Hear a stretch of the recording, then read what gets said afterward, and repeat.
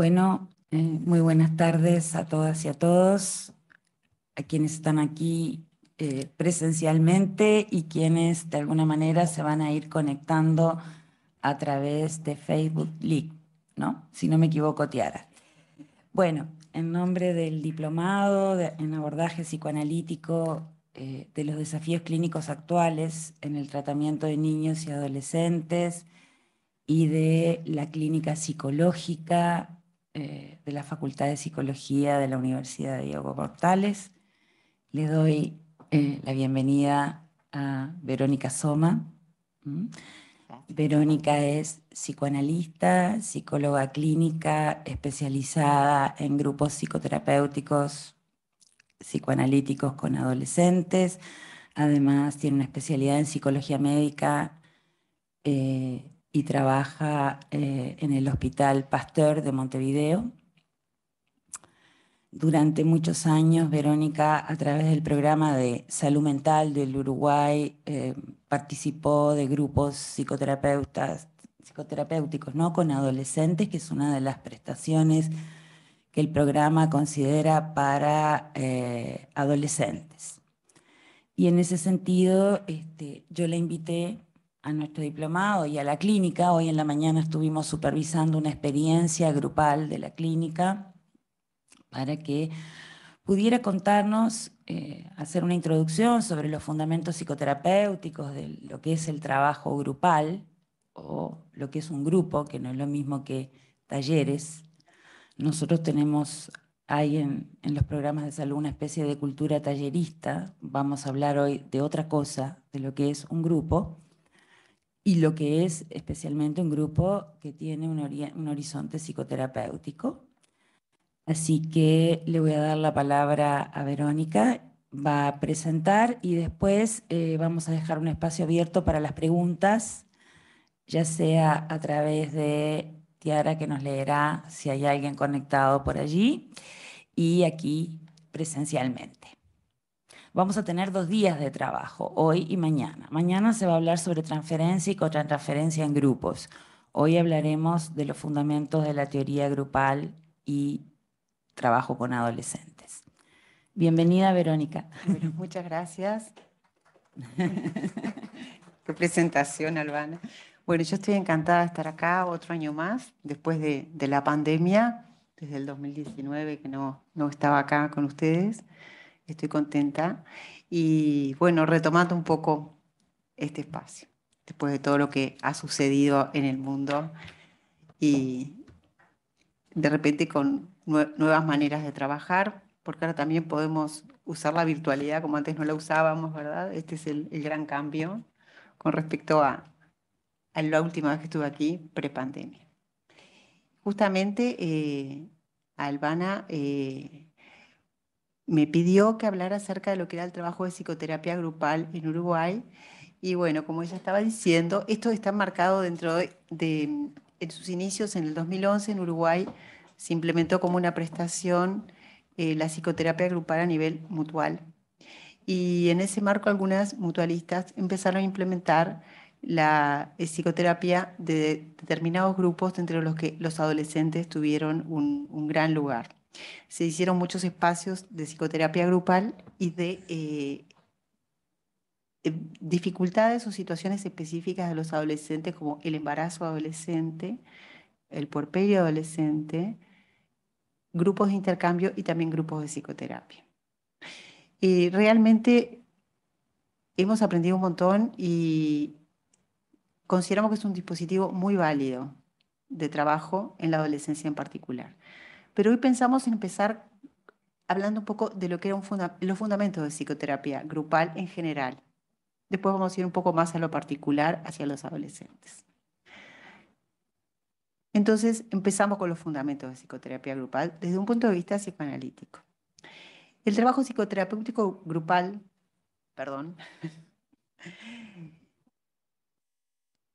surge de utilizar una matriz grupal en la que devenimos sujetos, que es la familia, o su sustitución en el grupo que críe. Es un grupo. Nosotros nacemos como sujetos, nos relacionamos dentro de un grupo. La situación de grupo permite que se asignen y actúen roles complementarios que fueron nuestra matriz de funcionamiento. Todos tenemos una idea inconsciente, preconsciente de lo que es funcionar dentro de un grupo, sin haberla aprendido. Entonces, de alguna manera, el trabajo en grupo remite al grupo primario. Cuando decimos grupo primario, estamos hablando de la familia, del primer grupo en el cual un sujeto se constituye y en el cual adquiere una inscripción, una identidad. El grupo primario es nuestro mediador con el afuera, suele ser nuestra familia, nos hace miembros de algo y nos identifica. Y esta matriz es en la que empezamos a funcionar. Entonces el psiquismo se construye dentro de una matriz grupal. En la familia o en el grupo primario se inscriben las primeras configuraciones vinculares.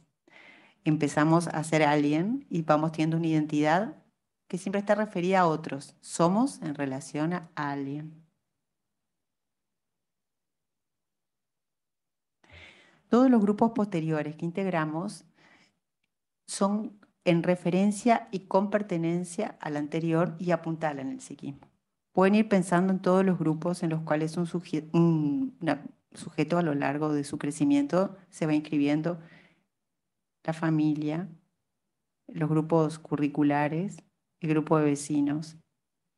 En general, esta es una cuestión bastante inconsciente. Todos los grupos tienen una función de sostén porque nos dan un marco de contención. Los apoyos grupales suelen ser inconscientes. Solamente los vemos cuando fallan, así como el cuerpo, que tenemos conciencia cuando nos duele, si no funciona simplemente. En las situaciones de crisis o de cambio es cuando podemos sentir la caída, cuando no hay grupo de sostén de red.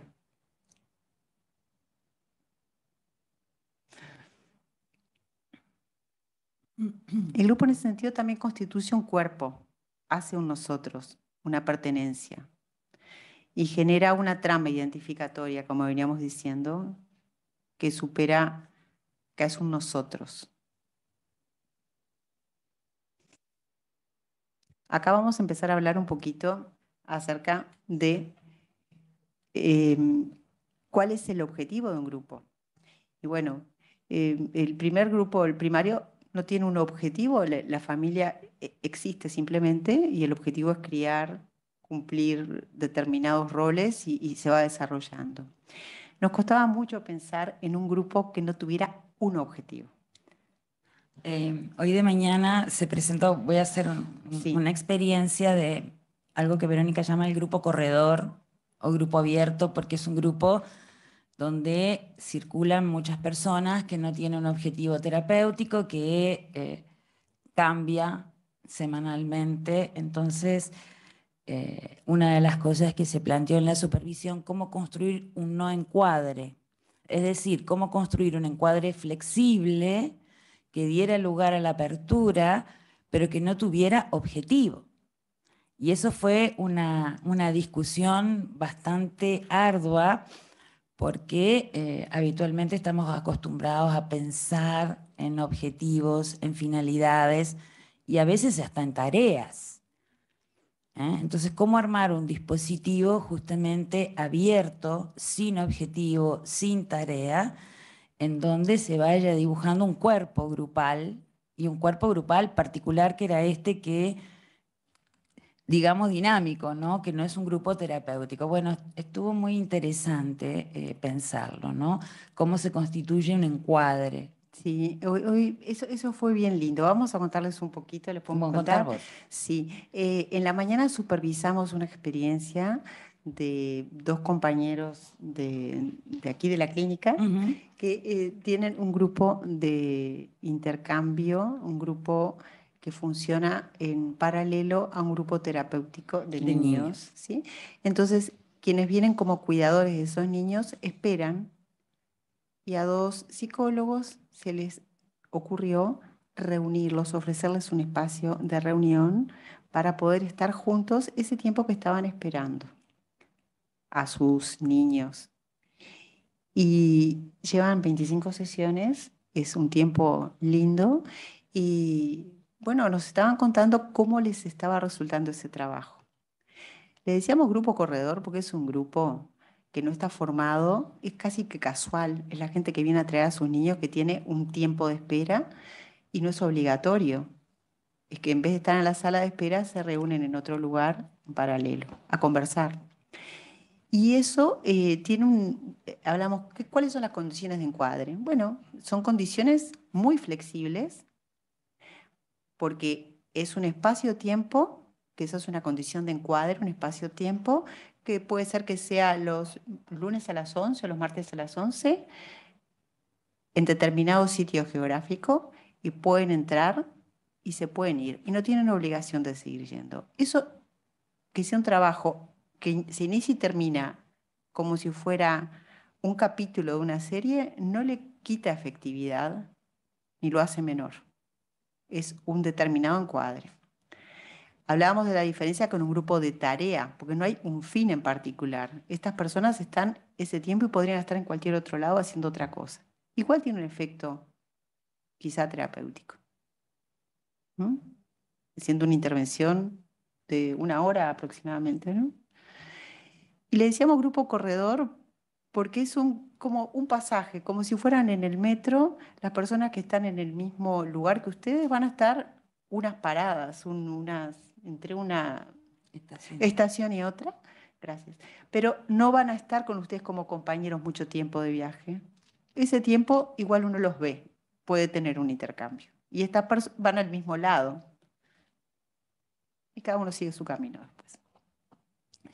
Hoy a la mañana estuvimos hablando de cómo estas intervenciones que no parecen pautadas como muy estrictas pueden tener un efecto muy, muy importante. ¿Mm? Y terapéutico es algo que tiene un efecto, es algo que tiene una finalidad que puede ser solamente intervenir y quizá curar algo o quizá aliviar algo. Y eso no tiene por qué tener una predeterminación muy larga en el tiempo. ¿Mm? Son nuevas formas de trabajar que pueden ir surgiendo también, así como en este momento estamos teniendo y vamos a tener capaz que intervenciones virtuales, ¿no? Son nuevas formas de trabajar que se pueden sostener.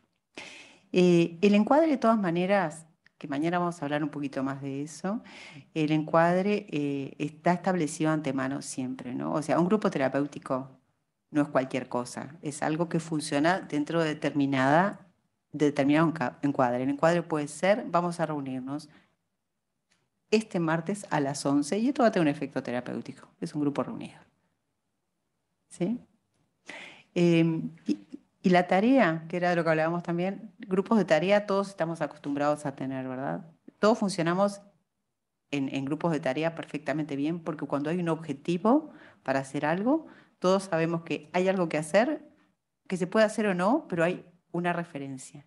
Y es muy difícil a veces estar en un grupo donde aparentemente no hay un objetivo. Y nos pone muy nerviosos también a los que estamos a veces funcionando como coordinadores. Transitar el tiempo, compartir el tiempo, pasar una edad, puede ser la adolescencia, pasar una crisis, pasar el tiempo mientras estamos esperando a otros. Eso también es una cuestión a integrar. Permiso, me voy a poner los lentes. Bueno, ¿teníamos algo más para comentar de hoy?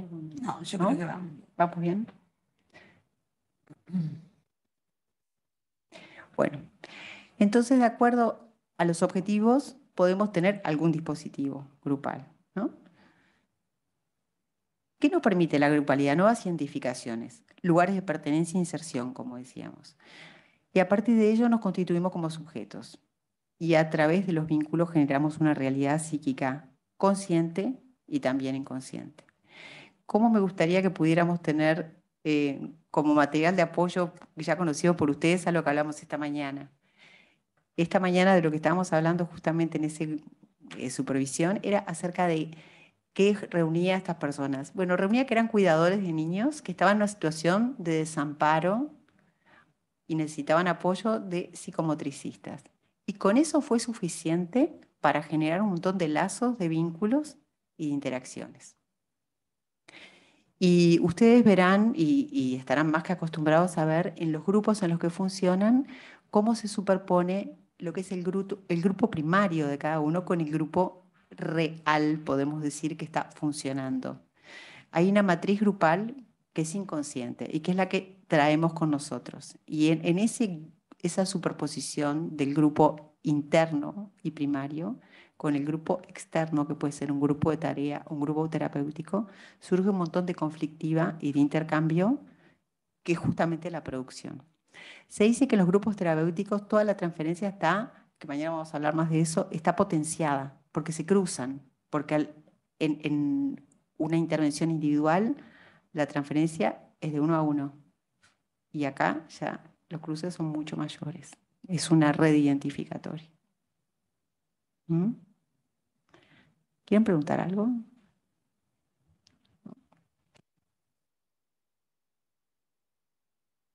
Albana, ¿querés preguntar algo? No, por ahora sí. ¿Qué nos permite el intercambio grupal? El intercambio grupal nos permite incorporar contenidos, nos permite ligar contenidos y nos permite pensar con otros, fundamentalmente. Y lo grandioso que tiene el intercambio grupal es que nos permite potenciar nuestro proceso psíquico porque utilizamos el proceso psíquico del otro también como estímulo, como alimento consciente y sobre todo inconsciente.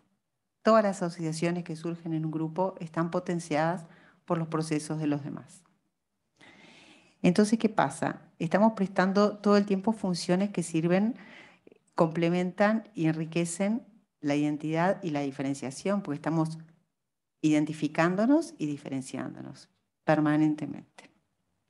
Entonces se asocia con el otro y se crece con el otro. A través de lo negativo también, a través de la pelea, a través de la resistencia, a través del desagrado, pero también hay una rapidez en el trabajo grupal, en lo que tiene que ver con lo emocional, que es muy intensa y que tiene que ver con la grupalidad, con lo que se genera en el nosotros.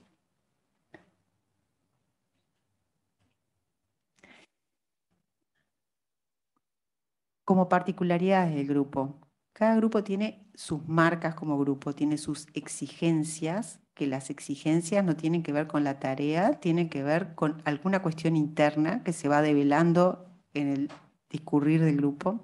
Tiene sus propias referencias identificatorias, que capaz que son las más fáciles de ver, porque tienen que ver con cómo se produce el agrupamiento.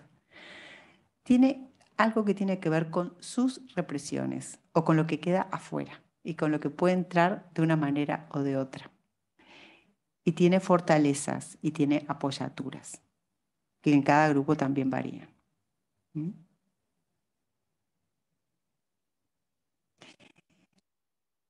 ¿Mediante qué liga el grupo? Sobre todo mediante la asociación identificatoria. Nosotros somos, pertenecemos, pensamos.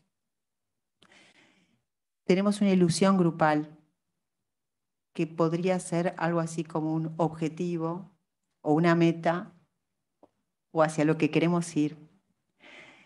Es un productor de transferencias continuas, es un potenciador de transferencias. Y también un grupo tiene siempre un discurso y tiene un enunciado común.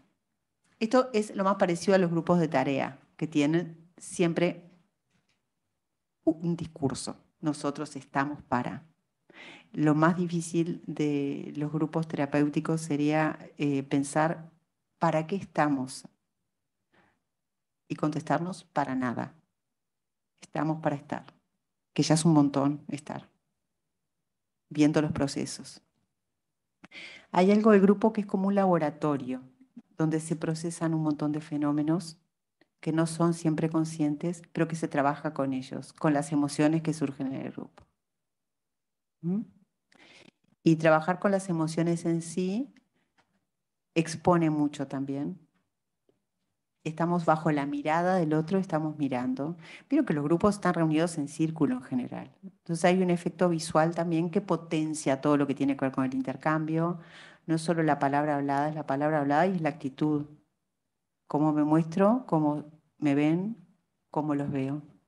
Y todo esto tiene un efecto muy, muy, muy rico, y muy enriquecedor, pero muy exigente también.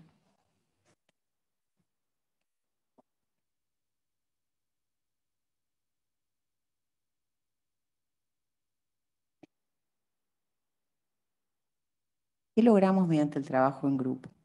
Como objetivo final, si nosotros logramos desligar algunas cuestiones que tienen que ver con un funcionamiento disfuncional, que son cadenas de funcionamiento, y rearticulamos otras más eficientes, estamos logrando mucho.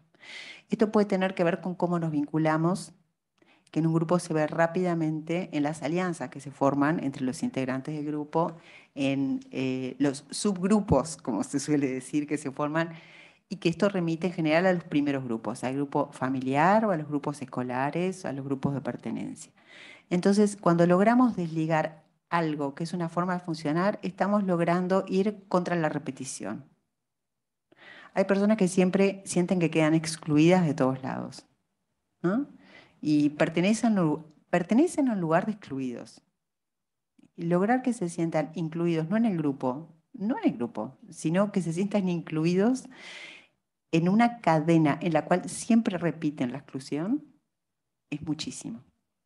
Esto puede tener que ver con exclusiones reales, con traumas repetidos, con la situación de migrantes que hablamos esta mañana, que había cuestiones que son de la realidad, pero después hay elementos personales, psíquicos, que fortalecen el quedar excluido. Y hay personas que, por lo contrario, tienen otros mecanismos de defensa que los hacen estar siempre en el eje de los grupos. Y desarticular esto y dejar afuera al que siempre está dentro y poder incluir al que siempre está afuera es muchísimo. Entonces, el desligar y el religar es una tarea suprema, digamos, ¿no?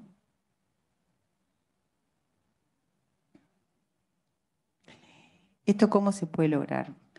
A través también de lo que es la individuación dentro del grupo, que no es una cuestión de saber quién es uno, quién es el otro, y ver cómo interdependemos también para ocupar esos lugares. También se ve cómo se depende de los vínculos, de la mirada, de la opinión, de la percepción que tenga la afuera, sostenida por el otro, en el grupo. Es tremendamente importante trabajar con eso. ¿Qué lugar me da el otro a mí? ¿Qué lugar le doy al otro? Y ir hacia atrás, ir viendo quién era yo antes, esto lo vamos a ver mañana más cuando veamos transferencia, quién era yo antes y en quién devine ahora y cómo sigo siendo el mismo a lo largo del tiempo. ¿Es muy difícil esto de lo que estamos hablando? No. Es muy interesante. Vamos a retomar un poquito de antes. Albana, ¿me ayudas con esto? A ver, no, con algún comentario acerca de esto, porque yo diría que la parte expositiva hasta acá de psicoterapia general, como que tenemos que detenernos un poco, ¿no? Me ¿La parece conversamos? que sería importante que hablaras un poco más de estas identificaciones cruzadas, de cómo trabaja un terapeuta ahí, qué puede decir, cómo se Bueno, interviene, bueno, contando tu experiencia, ¿no? sí, sí, para que sea un poquito, bueno, em, no quiero irme a los grupos de adolescentes, quiero mantenerme en los grupos en general todavía, Bueno, porque así, puedes poner un ejemplo. ¿sí? Bueno. Eh, los grupos adolescentes. Siempre quedamos en un rol un poco de padres cuando estamos adultos con adolescentes. Es medio inevitable eso. Y a veces también respondemos como padres. Entonces es muy importante esto tenerlo consciente y explicitarlo. Yo no soy tu papá, yo no soy tu mamá, nosotros no somos sus padres. No queremos encarnar como coordinadores una repetición. Sabemos que va a estar igual, porque solamente como estamos sentados ahora, ¿verdad? Hay una parte que hay un lugar en el cual cualquier configuración hasta espacial nos deja en un lugar o en otro. Y esto sabemos que está. De todas maneras, tratamos de desmontarlo y nombrarlo y enunciarlo y saber que está de alguna manera funcionando por debajo. En los grupos de adolescentes, intervenir sin ser un papá o una mamá es todo un desafío para los coordinadores, por ejemplo. Si van a trabajar con adolescentes, van a ver lo tentador que es ponerse en el lugar de profesor, de maestro o de tío, aunque sea, ¿no? Pero es casi que uno está convocado a ocupar ese lugar para repetir, porque el adolescente precisa que ocupemos ese lugar. ¿Para qué? Para pelearnos. Exacto. Y para decirnos que nos bajemos de ahí Desde la inmediatamente. transferencia. Claro. Y habilitar el crecimiento es rehusarse a ocupar ese lugar muchas veces. Entonces uno devuelve a ellos ese lugar que están esperando que uno ocupe y van a ver cómo el rol se va asignando y circulando en el grupo. Hay otros sensores en el grupo que no tienen por qué ser el coordinador y que deseablemente no lo sea, es mucho mejor. La función del coordinador en el grupo es sostener el encuadre. Y después la transferencia circula. Eso es una cuestión que no tiene por qué quedar siempre del mismo lado. Y enriquece. El coordinador suele ser el depositario de todas las demandas y de todos los pedidos y de todos los reclamos y de todas las quejas, como son los padres en la familia, ¿verdad? Y de todos los celos y de todas las envidias y de todas esas cosas. Entonces, el escuchar eso y devolverlo al grupo es una manera de reacomodar esto y generar un nuevo equilibrio o desequilibrio, porque hay que desequilibrarse para equilibrarse de nuevo. Las mediaciones en peleas entre los miembros del grupo se parecen mucho a las mediaciones que demandan dos hijos con una madre, que dicen que este hermano es el preferido y entonces siempre lo que él dice está bien. Y puede haber celos fraternos dentro de un grupo y envidias fraternas, y las hay. Y estos lugares asignados, ¿no? Y mostrar todo esto es bien interesante. Es bien interesante.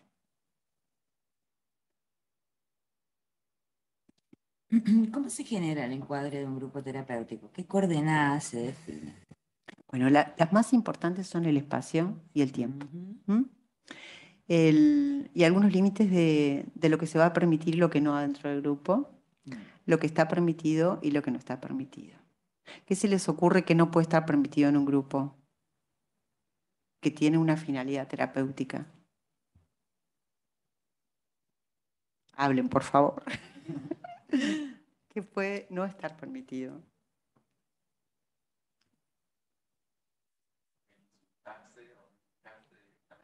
Ahí está, las faltas de respeto explícitas. ¿Sí? ¿Sí?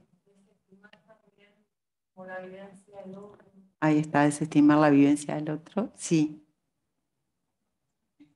Confrontaciones físicas. Sí, excelente. Sí. Sí. Entonces, algunos de los límites tienen que ver con el respeto, por lo menos en lo que tiene que ver con lo motriz y con la intencionalidad violenta. Y vemos que hay muchísima violencia igual, pero que tiene que ser mediada por lo menos por una cierta conciencia de que hay otro. Nos pasaba mucho en las mutualistas que después de estar quietos 1 hora y media los adolescentes, salían rápidamente del consultorio y había un monumento afuera de piedra y empezaban a treparlo. Y se pegaban, pero no con violencia, jugando, porque estaban absolutamente apretados en esa situación de tener que estar portándose bien y quietos 1 hora y media y salían como los niños al recreo con cierta desesperación. Igual que los adultos a fumar, que no pueden fumar adentro del grupo, salen en estampida a un patio a fumar. Porque hay mucha ansiedad, porque la inmovilidad física a veces supone una carga tremenda de ansiedad y cuando la palabra no funciona con la fluidez que se necesita como para poder trasladar todo lo que se sienta la palabra o no hay espacio, por algún lado tiene que venir la descarga. Y a veces esa violencia que pedimos que contengan, esa cuestión de respeto, bueno, en un momento tiene que salir. También puede pasar que alguien no soporte y se levante y se vaya de una reunión grupal. Y eso no le pedimos en el encuadre a nadie que no se vaya. El que se quiere ir se puede ir. Y si lo pidiéramos sería peor. Habría gente que se iría más todavía. Si uno le dijera no pueden salir, seguramente habría quien protestaría o se angustiaría y se fuera. Pero bueno, son situaciones donde lo motriz a veces invade. En los grupos de niños es casi imposible pedirles que no se peguen, porque es como pedirles que no jueguen. Hay una parte que, pero sí. Los adolescentes muchísimas veces se tocan muchísimo dentro de las reuniones sin pegarse. O sea, hay muchísima cuestión de, de inquietud y tocar los objetos de los demás como una manera de tocar al otro sin tocarlo, ¿no? No se pide que la gente no se burle de la gente, porque la gente se burla de la gente en los grupos y eso se interpreta y se trabaja con eso también.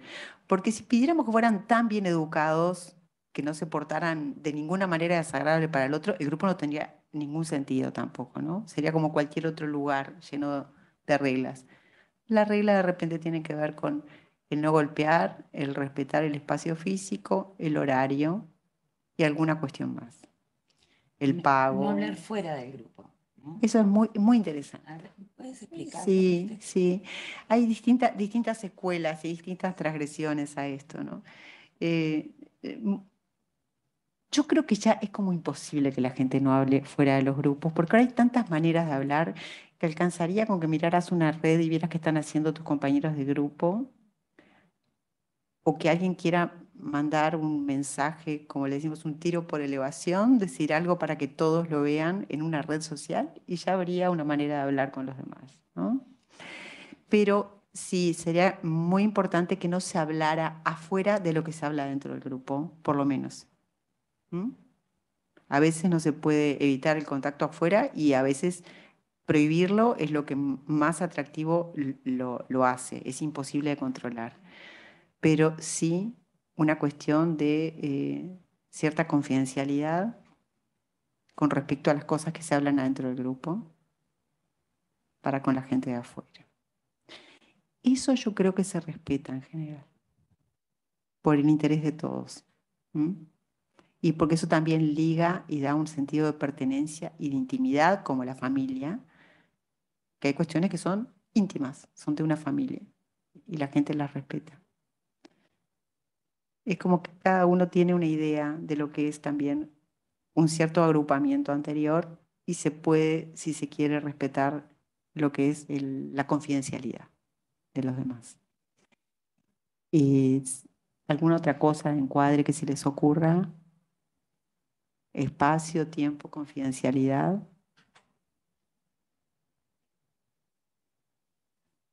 ¿Qué más le pedirían a un grupo al que fueran a ir? Confidencialidad todos, ¿verdad? Sí. ¿Cómo? La asistencia, la concurrencia, Si faltan. no faltan, Bueno, pero ¿qué? se les llama. Después de dos, en general se les pide también, está muy bien esa acotación, te la agradezco. Se le pide a las personas que avisen si no van a concurrir. Los grupos en general no tienen más de 8 integrantes, porque para ese tiempo se piensa que pueden hablar todos o que podrían cederse la palabra o tener un poquito de presencia todos. Y después de dos no concurrencias, no sé el motivo porque es el número dos, habría como un requerimiento de volver, salvo una justificación importante. Y el coordinador asume llamar en general, pero también entre ellos se llaman y muchas veces hay personas que están informadas que el otro no va a venir cuando no está informada la coordinación. O que no va a venir más porque se enojó y no lo va a decir. Hay un emergente que dice, fulanito no va a venir más porque está muy enojado. Lo manda a decir por otro. O porque nos hicimos novios, no va a venir más, voy a seguir viniendo yo. Entonces uno se entera de que pasaron un montón de cosas afuera. Y se trabaja con eso también. Todo se usa en el grupo, todo material sirve. La transgresión también. Si fuera una transgresión, la gente se puede poner de novio con quien quiere. Bueno, y hablando de eso, se da mucho lo de los enamoramientos dentro de los grupos de adolescentes, porque también son espacios de intimar de alguna manera bastante amigables, donde no hay por qué estar con gente que uno conozca. En general, estos grupos terapéuticos justamente mezclan a personas que nunca se hubieran encontrado, porque no son los grupos de pertenencia habituales, son fuera del barrio, el barrio es como la comuna, el lugar donde viven, fuera de su zona, de su eje. Y bueno, y eso permite entrecruzamientos muy interesantes, culturales, sociales, relacionales en general. ¿Cuáles son las condiciones de ingreso en la experiencia de Uruguay? ¿Cómo definían quién entraba a grupo? En general, los beneficios que se encontraban eran en todo lo que tenía que ver con dificultades vinculares. Siempre se piensa que el grupo es el mejor modo de trabajar in situ como un laboratorio y con rapidez, lo que tiene que ver con revincular, ¿no? En los adolescentes retraídos se les indica grupo. En las personas privadas de su familia, dentro de determinados límites, también se les indica grupos.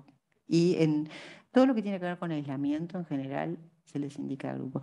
Y a veces en jóvenes que tienen muchísimas dificultades para funcionar dentro de grupos escolares, también se les indica grupos. O sea, a todos los adolescentes se les suele indicar grupos y a jóvenes deprimidos también. Te diría que es una muy usada derivación la de grupos de adolescentes. Aparte es un dispositivo bastante económico en términos reales, porque con uno o dos terapeutas en un tiempo bastante breve, 1 hora y media, dos terapeutas pueden atender a 8 personas y potenciando el intercambio. Entonces, en términos económicos, locativos, también, y muchas veces para los jóvenes es menos resistido el grupo que lo individual. A veces es un pasaje intermedio hacia lo individual, pero hay un tiempo de psicoterapia de grupo, hasta definir qué prefieren un proceso individual. ¿Y qué duración tenían y frecuencia? 1 año, 1 vez a la semana, o 6 meses, 1 vez a la semana. Depende del grupo. Los grupos de puérperas más cortos, los grupos de embarazo adolescente, en general, hasta la llegada al momento del parto, y los grupos de adolescentes en general. Muchas veces la llegada es por dificultades escolares también como castigo, como castigo. Llegan castigados. Me mandaron venir a la psicoterapia. Ya estamos hablando de adolescentes, se Bueno, deslizó. dale. ¿Seguimos? Sí. Sí.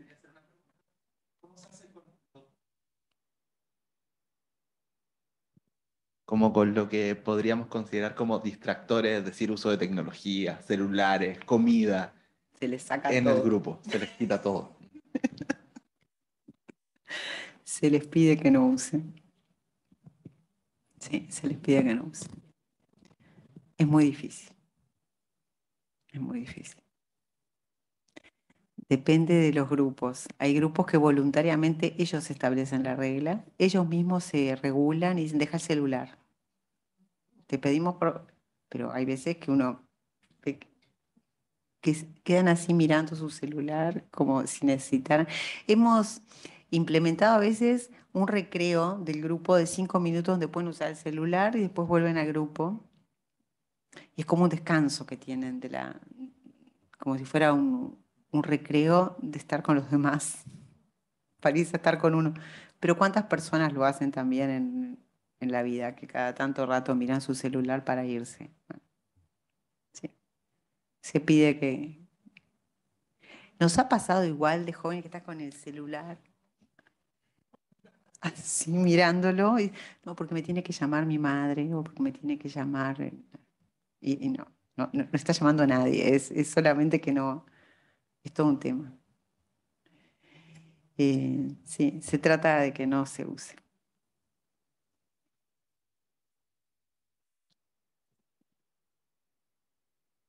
Y me quedó dando vuelta eso de las parejas que se forman.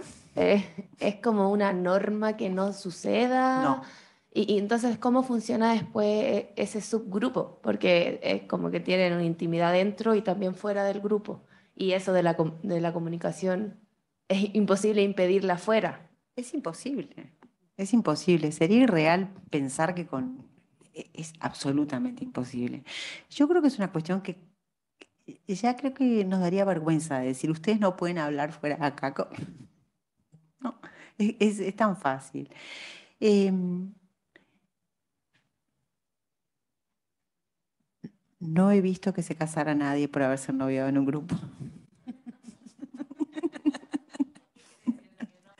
No prospera. No vayan a grupos a conseguir pareja. No, puede ser como una cuestión de experimentación, de facilidad o pasajera, ¿no? Pero en realidad, o hasta defensiva también para irse uno. Puesto que en ese momento podrían, como una norma ética, decir no podemos estar los dos juntos. Por lo tanto, se va uno. También pueden, si se quieren ir de un grupo, pónganse de novios. Pero no es un tema. eh, debe haber un montón de interrelaciones por fuera del grupo, un montón de cuestiones no dichas. Vamos a pensar positivamente que se habilitan nuevos contactos humanos, que no se puede arreglar como si fuera una cosa endogámica, que la gente no se puede vincular con la gente del grupo. En esta época es absurdo, la gente se puede vincular con quien quiere y se vincula con quien quiere, y no hay cosa que dé más ganas de hacer que lo que se prohíbe. Así que en realidad Y más con adolescentes. es imposible, imposible. Es como pedirles, por favor, júntense todos. No podemos. Em, es muy difícil también interpretar ese tipo de cuestiones en una edad en la cual justamente la emergencia de todo lo sexual y el vínculo con los demás, no puede ser reprimido eso en un adolescente. Tiene que ser de repente metabolizado en grupo, trabajado, conversado y también una mirada benevolente, ¿no? No super yoica ni... Ellos solos no lo dicen adentro del grupo muchas veces. Estamos seguros que hay mucho más intercambio del que podemos saber.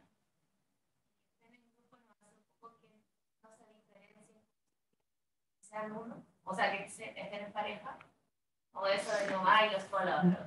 Ellos hacen esto, como... Es que ni siquiera sé si cuando en un grupo, piensen en los grupos que conocen, ni siquiera sabemos si es real, que lo que se asigna como hasta dónde es una realidad o es una fantasía en los demás necesaria para sustentar una exclusión que ellos dos tienen algo entre ellos. No lo sabemos. En todo caso, siempre lo interpretamos en relación al grupo. ¿Qué supondría para el grupo? ¿Cuál es la fantasía si ellos dos son pololos? ¿Qué sucedería con los demás? ¿Quién queda excluido de quién? ¿Y cómo nos cae esto? Y bueno, y esto va a traer resonancias que nos lleven a otros grupos, a los primarios, a la familia, a la exclusión, a cómo nos posicionamos ante una pareja, ante una alianza, quién queda adentro, quién queda afuera, cómo toleramos la exclusión. Y eso es mucho más rico que saber en realidad si son o no son pololos. Todo se toma, todo sirve. Y está lleno de situaciones que permiten. ¿Mm? El, a algo van a ir los adolescentes a reunirse. Ah, sí, sí. Y probar también lo que tiene que ver con la aceptación de otros es importantísimo. Y con el atractivo. Y con la competencia, y con la pertenencia y con todos los líos que puedan existir. Y con la transgresión. Nos fuimos a hablar a Podría hablar un adolescentes. poco de las defensas que se generan Sí, al interior del grupo. sí. Vamos a ir a buscar una apoyatura acá.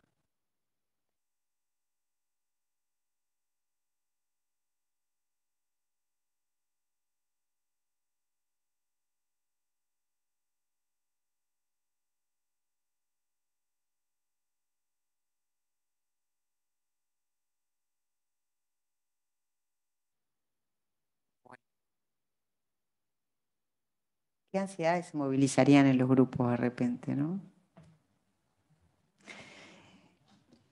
La negación sería la primera que diría, ¿no? Bueno, si pudiéramos negar que aquí pueden suceder algunas cosas, si pudiéramos hacer de cuenta que acá esto no nos va a pasar, podríamos estarnos protegiendo contra alguna cuestión paranoide.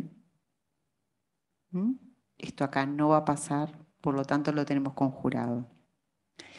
También podemos negar y nos podemos defender contra lo paranoide. También podemos idealizar y podemos suponer que tenemos un grupo superlativamente bueno en cualquier área, que nosotros tenemos la verdad con nosotros y nos podemos ir hacia una cuestión más maníaca con la idealización, ¿no? Hacia una defensa más maníaca. We are the champions. Pero tenemos el objeto bueno nosotros y negamos la ambivalencia. Fuera de aquí todo lo demás. El chivo emisario contra la ansiedad paranoide nos sirve. Todo lo malo lo ponemos afuera del grupo. Y esto también es como la contracara de lo maníaco. Todo lo que sea un perseguir interno lo proyectamos a la afuera del grupo.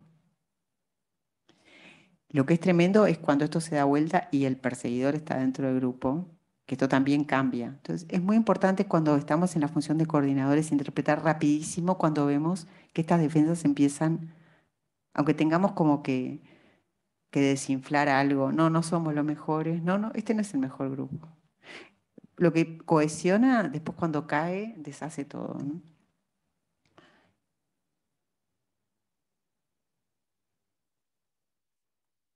El coordinador puede ser vivido como malo también, como el que arruina el grupo, como puede ser vivido el padre, como puede ser todo lo punitivo.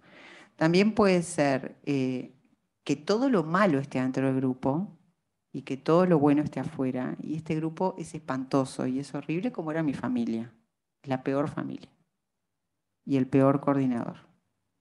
Y yo siempre soy un desgraciado que estoy en el peor lugar, como este grupo, ¿no? Bueno. Entonces, si el objeto bueno está proyectado afuera, nosotros no tenemos nada valioso. Y si el objeto malo está dentro del grupo, también lo podemos expulsar y de esa manera creer que no nos va a pasar nada más y que somos invulnerables.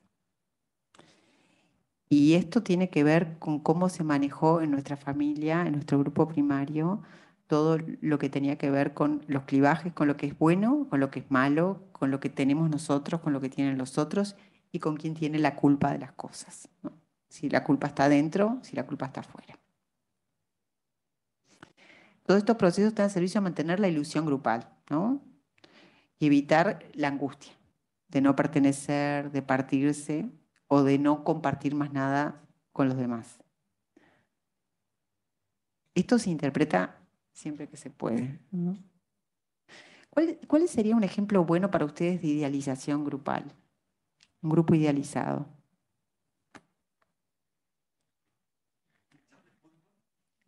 Sí, es un grupo de pertenencia idealizado.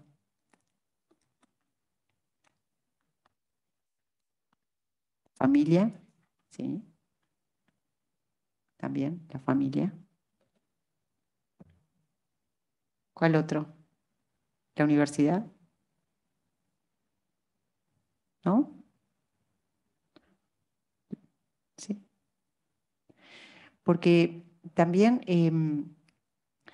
hay una pertenencia que es identificatoria desde lo que somos, que puede ser si somos psicólogos, por ejemplo.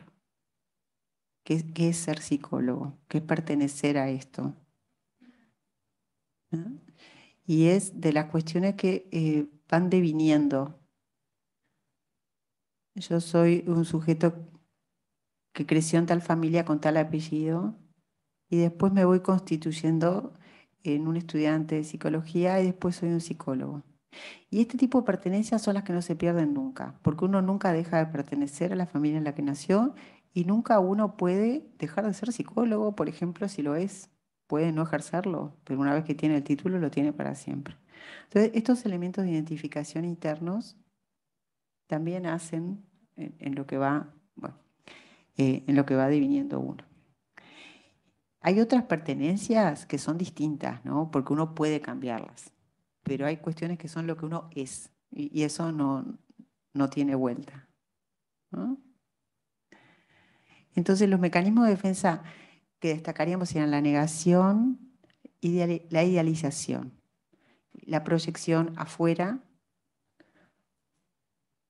Y cuando hablamos de proyección afuera, también puede ser la depositación en otro grupo enemigo, que puede ser bien un cuadro de fútbol competencia, de todo lo malo. En general, todo lo que se proyecta afuera está dentro, igual que en cada sujeto cuando ve todo lo malo afuera en otro, ¿no? Es todo lo que se tira para afuera para no reconocerlo como propio. Todo lo que no nos gusta. ¿Mm? Bueno, lo depresivo, ¿qué función tendría? Igual que en lo individual, admitir lo depresivo es admitir lo ambivalente, ¿no? Que las cosas no son ni tan blancas ni tan negras, son más grises en general, tristemente grises, un poquito depresivas, pero un poquito menos extremas. Y esto sería también una cuestión de cura, no tener todo lo bueno ni todo lo malo adentro, sino como una cuestión de aceptar cómo convive esto y también cómo va variando a lo largo del tiempo. Un grupo tiene buenos momentos y tiene momentos malos. Bueno, como esta charla, ¿no? Puede tener buenos momentos y momentos malos. Las cosas suben y bajan permanentemente y llegan a un equilibrio cuando uno sabe que no son ni buenísimas ni espantosas, ¿no? Esto también es importante verlo en el grupo. ¿Y qué más quieren ver ahora? Bueno, sobre adolescencia y grupalidad. Vamos. ¿Sí? Tal vez me quedé muy pegada hacia atrás. No, decime, tenemos tiempo para todo. Pensaba a propósito de cuando nombrabas de los niños o adolescentes están, no sé si fue la palabra privados, pero están lejos de su familia. Sí. ¿Te refieres a niños y adolescentes que están institucionalizados? No. ¿Estás hablando de cuando nombré la supervisión de la mañana? No. Aislamiento, hablaste de adolescentes aislados, lejos No. de la familia. ¿Aislados, lejos de la Sí, familia? dijiste. Fue lapsus mío. Aislados, lejos de la familia. Ay, por favor, quiero verlo eso. Ya, pero no importa. Gracias.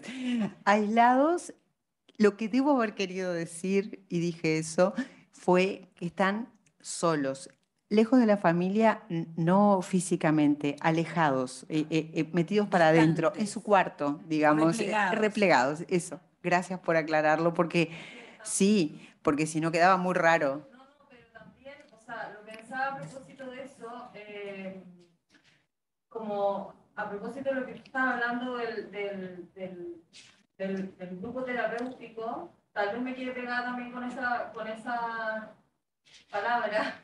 Aislados. Porque lo pensaba a propósito del trabajo que potencialmente se puede hacer o no en una residencia con grupos de adolescentes o de niños.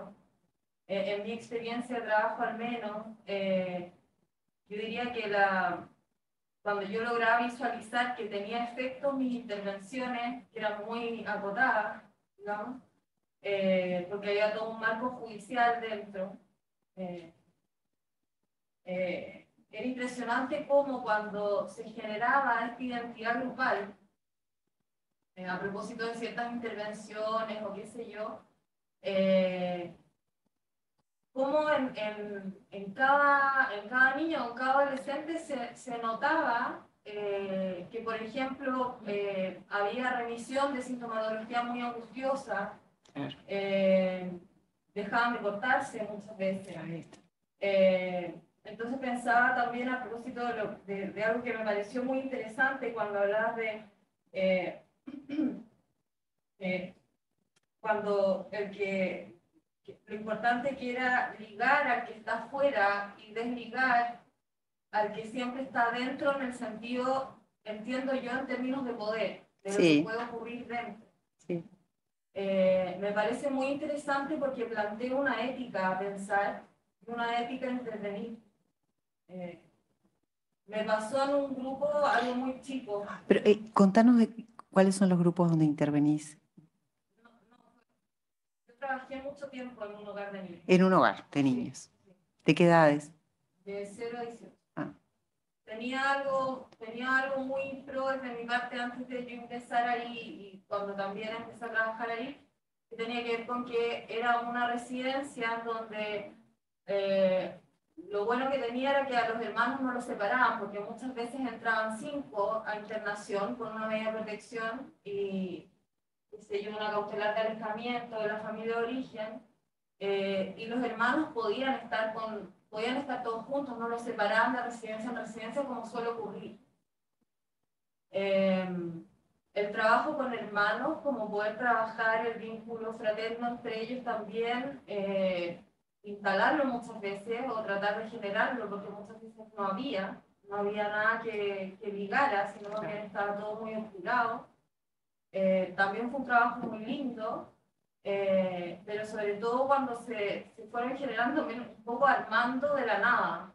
No fue algo que yo era que creé un dispositivo, no, fue algo que se fue haciendo. Precioso eso de haber podido trabajar con esa situación que decís, varios hermanos institucionalizados en un hogar, lograr intervenir para religar lo particular es maravilloso.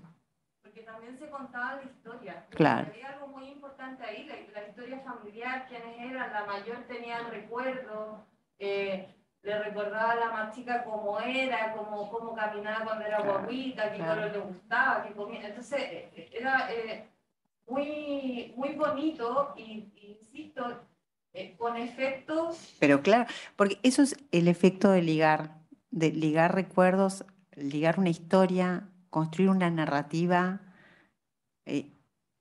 algo que se pierde si no.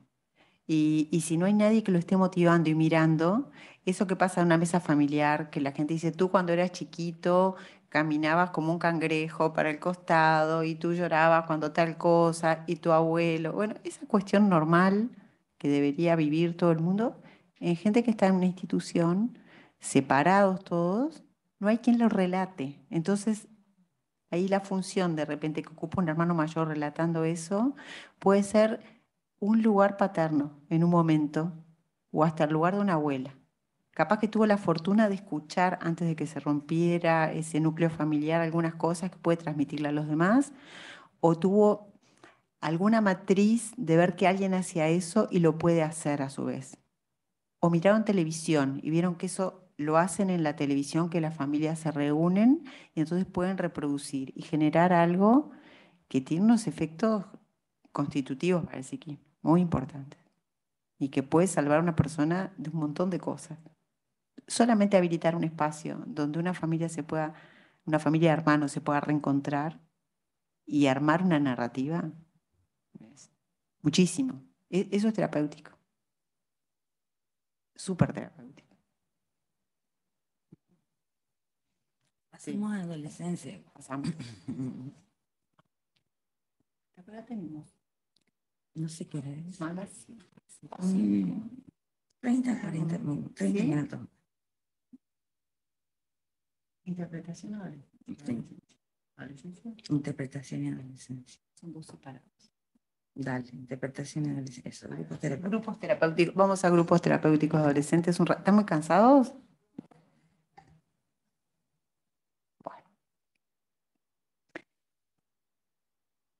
El grupo terapéutico en adolescentes le damos un valor de un espacio intermediario, como el espacio intermedio, como el espacio de Winnicott, el espacio de juego. Ese es el lugar que le queremos dar, donde el adolescente puede reproducir y repetir modos de funcionamiento que vienen de funcionamientos anteriores y puede ir agregando nuevos elementos que son transformadores para todos y que se van integrando, que vienen de lo que tiene que ver con los modos de funcionamiento de los otros integrantes, se va enriqueciendo. Entonces se reafirma su existencia, la existencia y la identidad, y se van reidentificando y separándose de a poquito del grupo primario, porque un adolescente necesita pertenecer, pero ya necesita irse separando de su familia. Entonces necesita rearticular la pertenencia. Y nosotros estamos ofreciendo en un grupo de adolescentes un espacio donde se pueden confrontar y ver otros modelos familiares, otros grupos primarios y, como hoy decíamos, resonar de unos en otros e ir viendo cómo viven otras familias, que muchas veces son personas que viven en otro medio, que tienen otra realidad, una familia de 5 hermanos que vive con su papá y su mamá y sus abuelos, de repente encuentran una persona que vive con 5 hermanos que son todos de distinto papá y la mamá está sola o la mamá no está y está criado por unos tíos. Y una cosa es conocer que había un caso así en la escuela o en el vecino, y otra cosa es intimar en un espacio terapéutico donde se empieza a ver la cotidianeidad de los demás. No saber que hay gente que vive distinto que uno. Todos sabemos que hay gente que vive de distintas maneras. Otra cosa es ver cómo es lo cotidiano e irse apropiando de cuestiones identificatorias. Por ejemplo, ver que esa persona que es de otra religión o que tiene otra conformación familiar tiene sorprendentemente los mismos gustos musicales, ¿no? Y le gustan cosas que son las mismas, porque los adolescentes tienen gustos comunes que van con la época. Y a veces hay algunas categorizaciones que son bien distintas, pero hay otras que no. Entonces esto va ligando, va generando nuevas ligaduras que tienen que ver con cuestiones propias. A los adolescentes no les gusta la misma música que a sus padres, pero sí le puede gustar la misma música que a otro adolescente. Entonces aquí tenemos elementos que van religando, o la misma historieta, o el mismo juego de play, etcétera, ¿no? Vamos viendo que se van armando otras ligaduras muy fuertes y se van soltando las anteriores. Y tienen que ver mucho con el juego, ¿no? Con esta cuestión intermediaria y este espacio donde se precisan otros que no son de la familia. Bueno, el criterio con el grupo de adolescentes es, ¿qué hacemos? ¿Estamos curando o estamos acompañando una transformación? Yo les preguntaría a ustedes, ¿qué piensan que sucede cuando se hace un grupo de psicoterapia de adolescentes? ¿Se cura o se acompaña la transformación? Se acompaña, porque no hay nada que curar, o puede haber, pero hay que transcurrir la adolescencia. Entonces, ese periodo de transformación, de cambio, de duelo por el cuerpo infantil, por el ser infantil, se va transcurriendo con otros, se acompaña una transformación. Es un proceso de crisis, es un momento de ruptura, es un momento de resoluciones y es un momento de pasaje del mundo infantil al mundo adulto. Entonces, a través del grupo se da una reasignación identificatoria, se vuelve a pertenecer, pero a otra entidad, además de la familia. Uno conoce a los demás y se da a conocer, y uno va construyendo una narrativa, como les decía, de sí mismo, que ya no es la narrativa de la familia, es la que yo voy creando, creciendo con otros, fuera de la mirada de la familia. ¿Mm? ¿Qué quiere decir la resignificación identificatoria? Quiere decir construir una identidad, identificarse con otros, desvincularse de lo familiar o revincularse con lo familiar de otra manera, no de la manera más sumisa, pasiva e infantil, e irse apoyando en otros lugares, otras apoyaturas para ir construyendo esa nueva identidad. Didier Rancière, que es un francés que se preocupó mucho de estudiar los grupos, tiene una frase que a mí me encanta, que es que el grupo funciona como una segunda piel, como una envoltura de ese crecimiento. Fuera de la piel que se está transformando y el grupo está creciendo, el grupo hace otro espacio, una cámara entre el adentro y el afuera.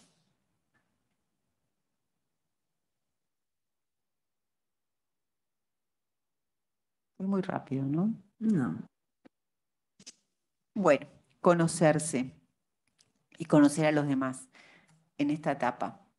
El cuerpo cambia, ¿verdad? El cuerpo adolescente va cambiando. Y entonces el adolescente ve a los demás y se ve a sí mismo a través de la mirada de los demás, a través de las palabras de los demás.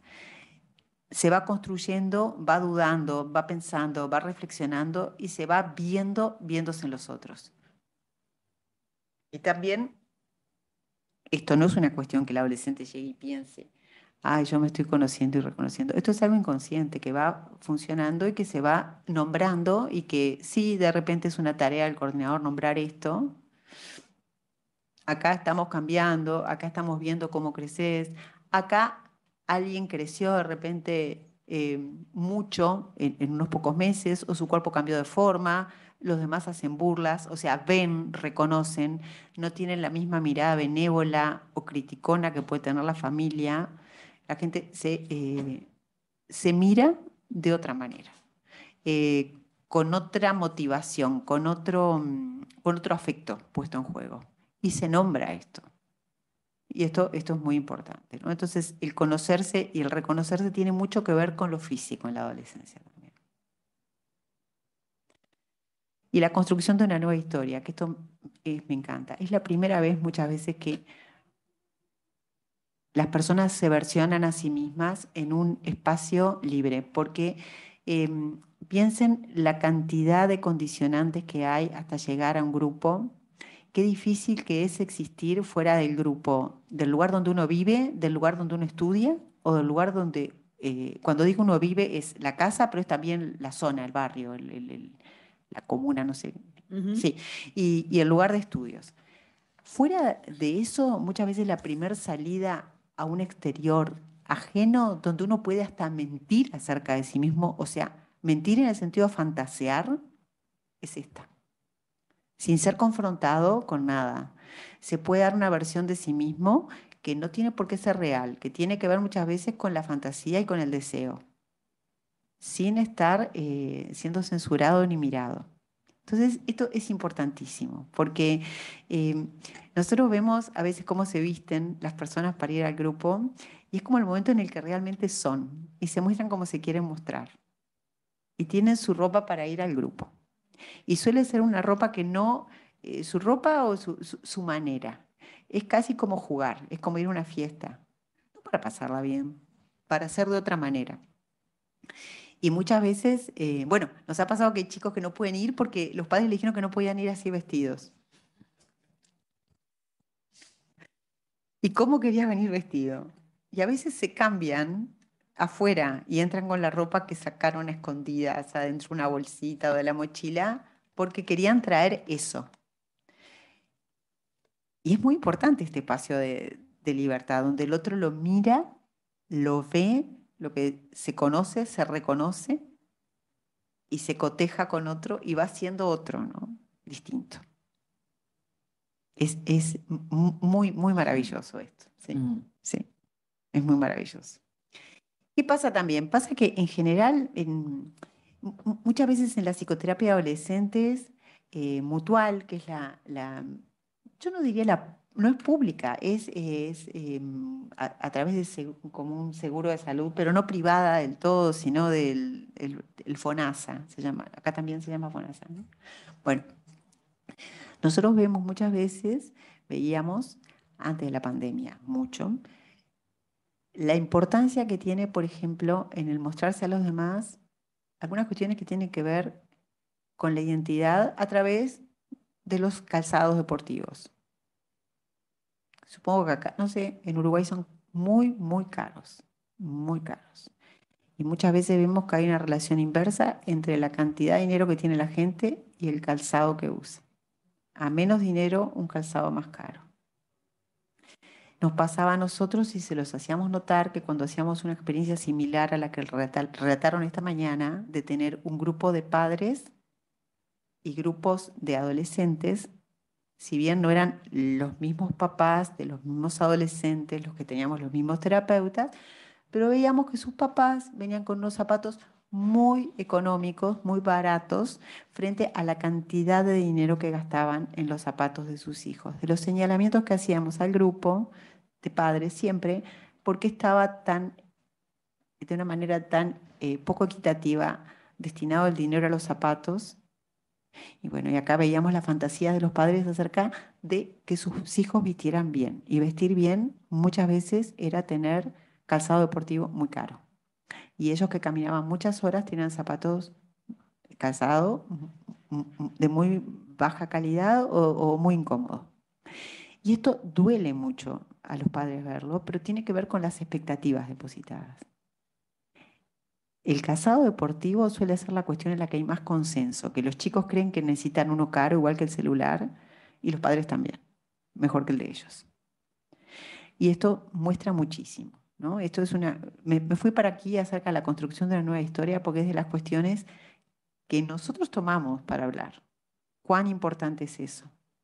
Repetir, tratar de tener un poco más, tratar de bajar un poquito esa exigencia con el calzado, que es tremenda. A veces los chiquilines no quieren ir a los grupos porque no tienen el calzado que quieren tener, porque en un círculo se ven mucho los zapatos, se ven todos los calzados en el círculo. Y esto es una cuestión que da una pertenencia, y ya no al grupo, a otra cosa. Miren, esto del calzado es de los ejemplos más dolorosos, pero más útiles que hemos visto para trabajar, porque es una representación real y es una representación absolutamente dolorosa de lo que tiene que ver con la exclusión y con la inclusión. ¿Mm? Yo les diría que lo usen para trabajar, porque la zapatilla deportiva es un elemento de pertenencia y de exclusión tremendo en la adolescencia. No sé qué otro hay, si hay alguno local, pero creo que es universal el calzado deportivo y el celular, ¿no? ¿Sí? ¿Hay más acá? No se me ocurre. La ropa también.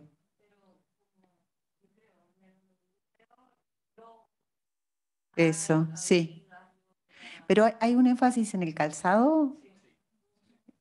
Sí. También ahora, de pertenencia. Sí.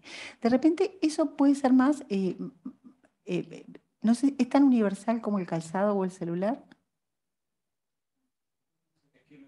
Lo estoy preguntando porque no lo sé. Es que el término amplio como uso de las cadenas transversalmente hombres y mujeres. Hay distintos estilos de cadena ahí. ¿Pero es una moda o es una cuestión permanente? Es como una moda. Una moda. Sí. Bueno, la moda es un elemento de pertenencia. De repente tiene que ver también como con los referentes musicales. Sí, por eso pienso que eso puede tener que ver. Ahí está. El trap. Ahí está. Claro, con un estilo. Pero no tiene que ver con el costo de esos elementos. En cambio, el calzado deportivo sí, ¿verdad? Si es verdadero o no, tiene un costo, ¿no? Eso es lo que... La joyería es falsa siempre, o casi siempre, o puede serlo, pero no es un elemento... ¿Y cómo lo trabajabas con en los grupos de Es padres? terrible, es la cosa A más ver. dura que he hecho. Bueno, nosotros vimos que era una cuestión como de tomar conciencia muy rápido, porque es una interpretación terriblemente dolorosa de hacer y brusca, pero muy efectiva. Porque los papás toman conciencia inmediatamente de eso, porque todo el mundo está caminando sobre sus pies, entonces si uno está con un calzado incómodo, lo siente en el cuerpo. Y los papás también sienten mucho fastidio en general por lo rápido que es el uso y el descarte o la pérdida de los celulares y los zapatos deportivos, o el alto recambio que tienen esos elementos. Y también lo sufren cuando desean comprarlo porque les cuesta mucho. Entonces, cuando uno señala todo lo que está depositado en eso, qué expectativa tienen con respecto al hijo, qué ilusión tienen con respecto al hijo si le dan tal calzado o tal celular, o sea, ¿qué pertenencia le vamos a poder dar a nuestro hijo? Eso es una ilusión, que solo le sirve a quien vende calzados celulares, porque el hijo no va a pertenecer a nada más que a una exclusión, si la inclusión está fundada en esas cosas tan irrelevantes en realidad y tan caras, ¿verdad? Pero esto es rapidísimamente comprendido por los padres. Y puede ser angustiante, pero puede provocar un cambio importante también. Porque simplemente si esto dejara de ser un elemento de pertenencia, estarían todos mucho mejor.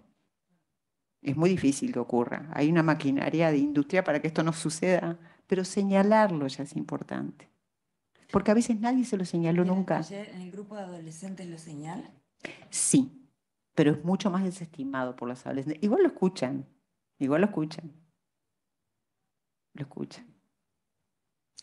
Hay que ser muy cauto, porque uno no puede desvalorizar a veces el único valor que está puesto en eso, Por eso está pero se puede relativizar, ¿verdad? Se puede relativizar si es tan importante, o se pueden investir otras cosas, tratar siempre de investir otras cosas, ¿no?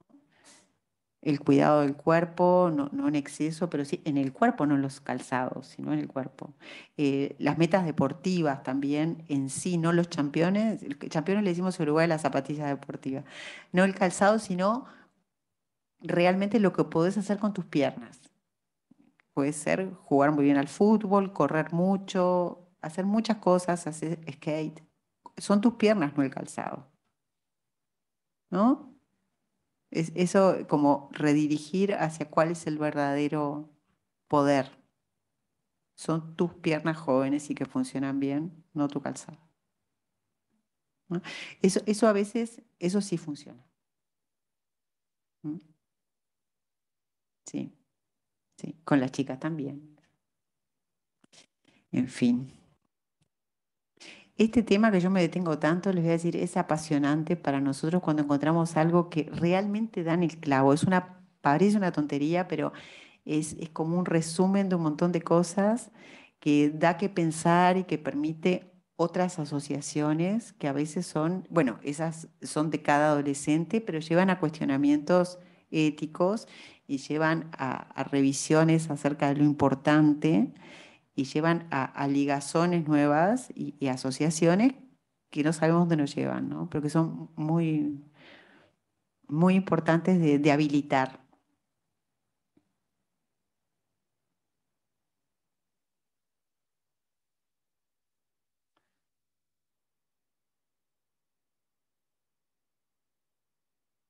¿En qué se quedaron pensando?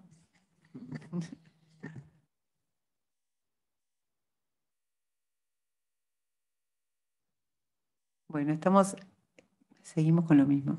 La pluralidad del grupo, la presencia de extraños, convergen en una combinación de relaciones que afecta a transferencias, asociaciones, proyecciones y situaciones defensivas que nos llevan a distintas configuraciones psíquicas, ¿no?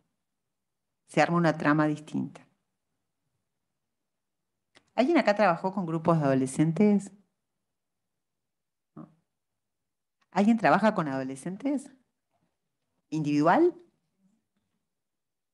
¿Y pueden hacer grupos? ¿Tienen posibilidad?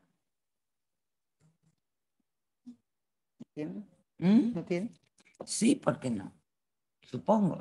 Pueden también pensar en esos dispositivos. ¿Hay pocos dispositivos grupales en Chile de adolescentes? Bueno, es una cuestión a desarrollar, es muy interesante. Claro, porque hay mucha lógica tallerista, Verónica, Eso, sí. ¿eh? Entonces se puede hacer un taller de tal cosa, un taller de tal otra, que en realidad eso no es un grupo. No, ¿y cómo son un taller? A ver quién me cuenta cómo es un taller. A ver. Sí. Sí. Y habían unas practicantes que le estaban haciendo como su último año de universidad. Y a ellas les tocó hacer un taller. Yo dirigía, como con una compañera, dirigíamos el taller de adultos mayores. Pero ellas armaron un taller de estimulación corporal con adolescentes. Entonces eran 4 sesiones y era una de las estudiantes tenía como experiencia dictando talleres de yoga, estiramiento.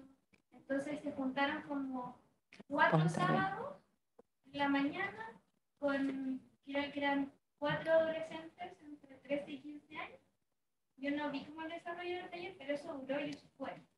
Bueno, está bien, te agradezco. Eso sería una tarea. Aprendieron algo, ¿verdad? Les voy a decir, en Uruguay, una de las cosas que se hace es a los adolescentes con dificultades en vincularse, a veces por trastornos específicos, se les da un acompañamiento semanal donde se junta con otro 3, 4 adolescentes, no muchos, y tienen solamente una tarea de reunirse para ver cómo les fue en la semana y ver qué funcionamiento mejor van logrando con los demás en su vida diaria, se intercambian con otros acerca de sus dificultades. O sea, no hay una tarea, la tarea es vivir y acompañarse. Y si nosotros pensamos en cuál será la razón por que la gente no se puede agrupar sin tarea, porque cuando vamos a terapia, o sea, es terrible que la gente no se pueda agrupar sin tarea. Exacto. ¿Cuál es el peligro de que la gente se agrupe sin tarea? Capaz que la gente, ¿qué puede pasar si la gente no tiene una tarea que hacer y se agrupa?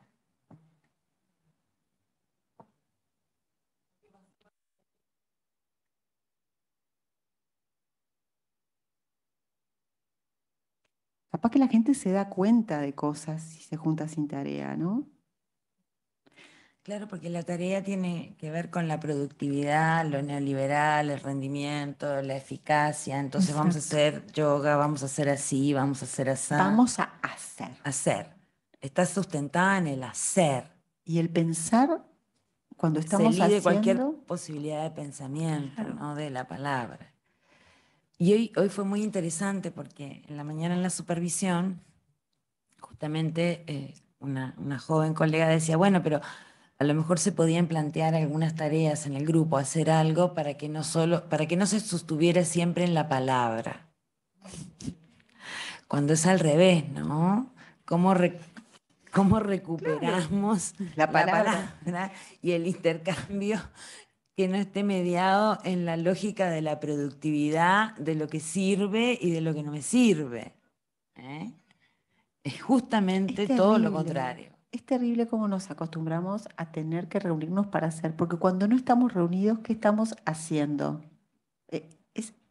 ¿Por qué no se puede pensar juntos? Que sería el no hacer, pensar juntos. Porque tenemos que pensar solos, porque no nos podemos reunir a pensar. Creo que hacían eso los griegos, se reunían a pensar, ¿no? O sea, uno se reúne a pensar con los demás, a intercambiar, a filosofar. Perder el tiempo, no estoy muy segura que sea perder el tiempo reunirse a pensar. Me parece que es tremendamente enriquecedor reunirse a pensar. Solamente que no sabemos hacerlo en general, no estamos acostumbrados. Pero eso hay que deconstruirlo y hay que reconstruir el valor. Si eso le quieren llamar perder el tiempo, bueno, perdámoslo. O sea, reunámonos a pensar, a no hacer nada previsto durante 1 hora y media, que la única manera de inventar algo es esa, que surja algo nuevo es no tener tarea. Si no, no puede surgir nada nuevo si hay tarea ya asignada. ¿Mm? Es un ejercicio difícil. En general, los adolescentes están más dispuestos a perder el tiempo, por suerte, que las personas adultas, ¿no? Entonces, eso no se lo preguntan, ¿no? Están dispuestos al el espacio intermedio, a jugar con el tiempo. Y la pregunta es, en general, ¿qué hiciste? ¿No les preguntan a ustedes qué hicieron y ustedes no preguntan qué hizo el otro? Uno no le pregunta a la gente en general qué pensaste en el día, sino qué hiciste, ¿no? Es esa lógica de ir hacia la productividad en el día. Y bueno, es una cuestión que también vale la pena pensar. Y valorar esa cuestión de que la palabra del otro vale y no necesariamente lo que haya una palabra que tenga que ver con el aprendizaje de habilidades, ¿no? El grupo que se reúne una vez a la semana, estaba pensando en estos grupos de niños con dificultades, en una clínica que el otro día me decían, se estaban reuniendo con un psicólogo una vez a la semana a hablar de sus dificultades. Y van mejorando en lo relacional, en sus vidas, y es una cuestión de apoyo, un grupo de apoyatura, apuntalamiento, de conectar poquitos con poquitos. De repente, 8 personas son mucho para personas con dificultades, pero 3, 4 es un buen número, donde todos pueden hablar a lo largo de 1 hora y todos pueden sentir los efectos sin cansarse de un poco de vínculo, pero no una cosa agobiante, ¿no? Yo creo que cuando las personas tienen dificultades, los agrupamientos tienen que ser más chicos, para que haya más espacio para la dificultad, pero no necesariamente dispositivos individuales. ¿Mm? Verónica, ¿Sí? voy a usar esto para no hablar tan fuerte. Estaba pensando un poco, quizás me escapo un poquito de lo que estáis hablando, pero preguntaste por qué no hay tantos grupos de adolescentes instalados. Y yo creo que es algo que hemos hablado con Albana y ayer tuvimos una reunión con la Oficina Local de la Niñez, que es un organismo estatal que hace gestión comunitaria y estábamos pensando en la dificultad de convocar a los jóvenes. Yo creo que la dificultad no es que adhieran, sino que lleguen a esas instancias. Y mi pregunta un poco es cómo pensarlo sin que sea a partir de una derivación, ¿cierto? Que es una demanda del otro. Cómo poder convocar, cómo poder invitar. Yo creo, y lo pienso también porque yo hago mucho trabajo comunitario, es muy difícil invitar a los jóvenes y que ellos puedan enganchar. Yo creo que tiene que ver con una desesperanza aprendida, que desde chicos nunca nos enseñan a participar, ¿cierto? También de instancias, sobre todo yo creo que acá en Chile. Em, pero cómo poder pensarlo sin caer en esto de la derivación, que estamos muy amarrados a eso también, ¿cierto? Como a la invitación del colegio, de los papás, pero cómo poder convocar protagónicamente, de una manera autónoma, porque yo creo que el problema es ese, no es la adherencia. Yo creo que una vez formado el grupo, yo creo que puede funcionar súper bien. Pero mi pregunta es eso y lo pienso también porque con la Albana nos gustaría, yo creo que hacer espacios así, Sí, pero ¿cómo generarlo? tienen todo para hacerlo. O sea, tienen gente, además, tienen muchísimo, ¿no? Tienen muchísimos. Dijiste una palabra que te acabo de escuchar, dijiste autónomo. Y solamente esa palabra puede ser lo bastante em, atractiva. Porque de hecho, cuando están vendiendo los calzados deportivos, insisto, dicen, toma tus decisiones. Bueno, entonces van y se compran el calzado que les dicen. Y si uno pudiera decir, toma tus decisiones, y capaz que desde apelando, porque es cierto, lo de las derivaciones siempre viene al lado de la dificultad en adaptarse. Entonces ya estamos partiendo de la enfermedad y de un déficit, de que algo está mal. Y las personas no tienen por qué hacer un síntoma para llegar a una instancia de reunión. Ni tiene por qué ser presentado algo como un premio para que el otro llegue. De repente dijiste la palabra, dijiste algo autónomo. Si ustedes pueden invocar al autónomo o al crecimiento o a las decisiones propias o algo que apele algo de la diferenciación, posiblemente puedan llegar, pero necesitarían mucho apoyo del Estado seguramente, ¿no? En esta convocatoria. Ahora, sería una medida de atención primaria espectacular, espectacular. ¿Cómo se generó la idea de la psicoterapia grupal Fue en parte de la Uruguay? reforma. A ver, En contanos un Uruguay, poco. sí, en el 2011 se pensaron, la asistencia psicológica, igual que en todos los países de Latinoamérica, en Uruguay era para unos pocos.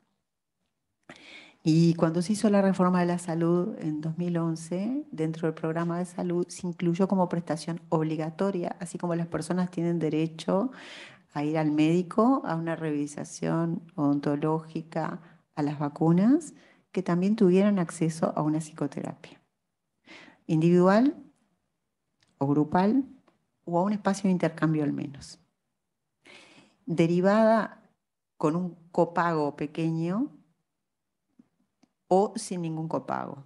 Y una cosa maravillosa, que por suerte la tenemos aún, es que todo el personal de salud o de educación tiene subvencionada su psicoterapia. Y son dos grupos de personas que estamos sometidos a alto estrés laboral. Entonces, es muy importante saber que cualquier persona que trabaje en la salud o en la educación puede acceder de una manera muy accesible a su psicoterapia individual durante un año a un costo muy accesible semanalmente. ¿No? Eso es fabuloso. Y de a poquito se fue naturalizando el ir al psicólogo. Antes no era algo tan, era algo, antes se ocultaba, después se toleraba y ahora es una parte más de lo que es una asistencia. No sé en qué nivel están en Chile con eso, en cuanto a ¿no? La salud mental, el acceso a psicoterapia. Muy poco. A través de De derivaciones de atención primaria, ya a COSAM, ahí existen algunos grupos pedagógicos de adolescentes que se están implementando recién, sino que hace 4 años se pidió avanzar en ese ámbito. Pero los equipos conocen poco respecto a los dispositivos. Y justamente hay un tema de convocatoria. Yo también pensaba, quizás, un poco lo que tú decías respecto a nuestra posición como adultos, ¿no? Dentro de estos grupos. Y como, obviamente, ¿cierto? Partimos quizás en una transferencia un poco de autoridad, un poco persecutoria respecto a ellos, ¿no? Pensar también en Chile que finalmente el estallido social fue en gran medida motivado o llevado a cabo por justamente adolescentes, ¿no? Fueron ellos mismos los reprimidos contra la autoridad, ¿no? Estatal. Y posterior a eso, todo un tiempo de pandemia donde las restricciones y la vigilancia en términos de hacerse escolar virtual, ¿no? Entrega de trabajo, los pocos espacios de libertad que ocupan dentro de la casa, que son una pieza, si es que no es compartida, ¿no? Y por lo tanto nos ponen en una posición como adultos en la que somos perseguidores, somos vigilantes, ¿no? Yo justamente me preguntaba cómo lo enfrentamos en una grupalidad, ¿no? Yo tengo la impresión que en la clínica individual a veces invitar a pasar a los adultos afuera ojalá ni siquiera en la sala de espera, ¿no? Muchas veces, o poner música en la sala de espera, Claro. Y hacer un poco el encuadre respecto de lo privado, de lo que hablamos, ¿no? Cuáles son los límites del secreto profesional, ¿no? Nos ayuda harto a romper un poco eso. En la grupalidad tengo la impresión de que es un poco más difícil, ¿no? Pensando en que somos varios. Sí, sí, pero en realidad el miedo, que es lo que es lo que potencia más la violencia, ¿no? ¿Qué puede ser más violento a un animal que el miedo? Piensen solamente en acorralar a un animal, lo va a morder, ¿no? Y sí, o se somete o muerde. Hay algo que potencia la violencia, que bueno, es el miedo. Y los adolescentes en general están tratando de zafar de tener miedo. Si uno pudiera de repente a través del que no tengan miedo, alentar un poquito más la participación. Pero son decisiones que son decisiones políticas, son decisiones que de alguna manera exceden a la academia. Si bien podrían participar de ellas y sería deseable que participaran de algunas decisiones políticas, ¿no? El costo en términos económicos de la enfermedad mental adolescente y la cantidad de oportunidades de prevención que hay a esa edad, ya es una razón, si querés neoliberal, pero hay una razón, porque son menos accidentes, son menos intentos de suicidio, una cama de CTI es muy cara, un adolescente adicto genera muchísimos problemas, gastos, sufrimiento, etcétera. Como lo quieran pensar, es una muy buena política el agrupamiento y la convocatoria a espacios colectivos. Pero bueno, depende de lo que se le tenga miedo. Eso depende. Igual, de a poco se van a ir abriendo espacios también en Chile. Sí, Sí. eso espero. No, tienen toda la población para atender. Tienen muchísima gente. Preguntas. Preguntas. Antes, di. Yo pensaba que sería interesante, pero tú planteabas mucho cómo trabajar con chicos que a veces tienen problemas de vinculación. ¿Qué pasa cuando hay psicopatologías más graves? Por ejemplo, me acuerdo del texto de Racacali, por ejemplo, que aborda el grupo con adolescentes con anorexia. Es recomendable, se puede trabajar. También pienso en el contexto de repente que a veces en Chile la salud mental, como hay pocos recursos, se intenta priorizar para la población que lo necesita más, y los adolescentes que están en relación son adolescentes con bastante complejidad, tipo de suicida, alcohol, Sí. ahí hay algo dispositivo. Mira, yo con anorexia no tengo nada de experiencia de trabajo, particularmente no. Cortes sí, y intentos de suicidio también, y no tienen una atención aparte. En lo grupal están atendidos dentro, lo que sí hay es más atención. Un adolescente con un intento de autoeliminación tiene aparte un dispositivo individual y tiene aparte su consulta con psiquiatra, pero también participa del grupo. Se suma. No sé si te estoy respondiendo, ¿sí? Las adicciones sí tienen una asistencia específica, aparte que yo tampoco he tenido experiencia con grupos de adictos, específicamente adictos, sí con consumidores, porque en Uruguay es muy habitual que la gente acceda a poder consumir, por ejemplo, marihuana, que es legal, y entonces los adolescentes sí pueden utilizar drogas de ese tipo y concurrir al grupo sin que configuren un problema en sí mismo, que ahí sí tienen otros niveles de atención. ¿Sí? Pero está pensado como para toda la población, aparte de los dispositivos específicos para grupos con determinado, ¿sí? Miren, la primera experiencia que yo hice de trabajo con grupos fue en 1988, en el Servicio de Enfermedades Infectocontagiosas, donde inventamos con un asistente social atender a las personas que tenían VIH. Que en ese momento tener VIH era terrible. Nadie quería decir que tenía VIH. Y nosotros inventamos sin saber ni cómo hacerlo, unos espacios para que se reunieran, se conocieran, se vieran las caras y hablaran de cómo enfrentaban la vida con sus familias, con sus parejas y con lo social en general, en un momento que no había ni siquiera tratamiento, no existía ni el AZT, que fue lo anterior a los antirretrovirales que usamos ahora, es como la cuarta generación para atrás. En ese momento yo me di cuenta que los grupos servían para casi que cualquier cosa que afectara el sufrimiento de las personas en salud. Y después, eso lo seguimos comprobando. Y no teníamos nada de formación, ¿eh? Lo que teníamos era muy buena voluntad. Y empezamos a estudiar ahí. Y partimos de un grupo que estaba siendo altamente discriminado, pero altísimamente discriminado. Porque la gente no quería ni siquiera estar con nosotros porque trabajábamos con ellos. ¿Mm? Entonces, bueno, de ahí puede partir una idea de lo sencillo que nos resulta pensar en el agrupamiento, ¿no? Y esos eran jóvenes, no eran adolescentes, pero casualmente nadie tenía más de 30 años en ese momento, en ese grupo. O sea, el agrupamiento fue por la patología, el diagnóstico HIV positivo, no teníamos nada para darles, inventamos darles un espacio de reunión. Eran martes y jueves, me acuerdo, teníamos 2 espacios semanales. Pues no teníamos nada más. Hace tanto.